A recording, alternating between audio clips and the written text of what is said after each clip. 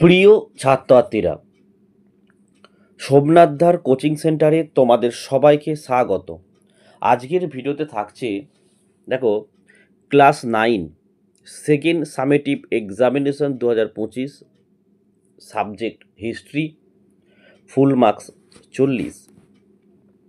এই ইতিহাসের প্রশ্নপত্রটি অবশ্যই তোমরা একবার প্র্যাকটিস করে যাও। এখান থেকে কিন্তু অনেক প্রশ্ন কিন্তু তোমাদের প্রত্যেকের স্কুলেই কিন্তু আসতে চলেছে। তো চলো আমরা ভিডিওটি শুরু করি। দেখো, প্রথমে দেখো, নিম্নলিখিত প্রশ্নগুলির উত্তর দাও। কয়ের প্রশ্ন, যে ভিয়েনা সম্মেলনের সভাপতি ছিলেন, অপশান এ লিখবে মেটারনিক। 2, ম্যানচেস্টার অবস্থিত, অপশান ডি ইংল্যান্ডে।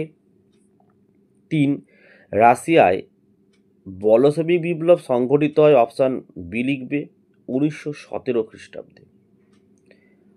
সত্য মিথ্যাতে একটা দেখো, মাসিনি ছিলেন ইয়ং ইতালি দলের প্রতিষ্ঠাতা, এটি সত্য। 2, 1929 খ্রিস্টাব্দের মহামন্দা প্রথম জার্মানিতে শুরু হয়, এটি কিন্তু ভুল, অর্থাৎ ফলস। একটা স্তম্ভ মেলাও দিয়েছে, দেখে নাও। একটা দেখো, উড়ন্ত মাকু, option C John Kay. Spinning jenny, option D Hargreaves. 3 দেখো, বাষ্পীয় engine, option A James Watt. 4 দেখো, নিরাপত্তা বাতি, অপশান বি লিখবে হামফ্রে ডেভি। একটি বিবৃতি আছে, দেখো, বলছে যার দ্বিতীয় আলেকজান্ডারকে মুক্তিদাতা যার বলা হয়, কেন বলা হয়? অপশান ব্যাখ্যা 2 হচ্ছে সঠিক অ্যান্সার, কারণ মুক্তির ঘোষণার মাধ্যমে তিনি রাশিয়ার ভূমিদাসদের মুক্তি দেন। এবার চলে আসো 2 নম্বরের 5টি প্রশ্ন, অবশ্যই তোমরা উত্তরগুলো করে যেও। 1, জুলাই বিপ্লব কত খ্রিস্টাব্দে ঘটেছিল? এই বিপ্লবের পর ফ্রান্সের সিংহাসনে কে বসেছিলেন? খ, আদি সমাজতন্ত্রের দুজন প্রবক্তার নাম লেখো। গ, শিল্প বিপ্লব কাকে বলে? ঘ, গেরিবল্ডি কে ছিলেন? তার বাহিনীর নাম কি ছিল? দেখে নাও, ত্রিশক্তি মৈত্রী বলতে কোন কোন দেশকে বোঝানো হয়? এবার চলে আসো, দেখো, নিম্নলিখিত যে কোনো 3টি প্রশ্নের উত্তর দাও। প্রত্যেকটি প্রশ্ন তোমরা এখানে কিন্তু পড়ে যাবে। কয়ের প্রশ্ন, ভিয়েনা সম্মেলনের সমস্যা ও উদ্দেশ্যগুলি আলোচনা করো।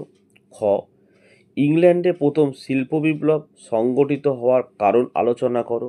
গ, রেল পরিবহন সম্বন্ধে সংক্ষিপ্ত আলোচনা করো। ঘ, প্রথম বিশ্বযুদ্ধের কুফলগুলি লেখো। দেখে নাও, আমেরিকায় মহামন্দার কী প্রভাব পড়েছিল। 8 নম্বরের প্রশ্ন দেখো, 3টি প্রশ্ন দিয়েছে, একটি প্রশ্ন লিখতে হয়। ক, দেখে নাও, মেটারনিক ব্যবস্থা সম্পর্কে বিস্তারিত আলোচনা করো। খ, প্রথম বিশ্বযুদ্ধের প্রেক্ষাপট আলোচনা করো। গ, জার্মানিতে কিভাবে হিটলারের নেতৃত্বে নাৎসিবাদের উত্থান ঘটেছিল। এই প্রশ্নগুলো অবশ্যই তোমরা প্র্যাকটিস করে যেও।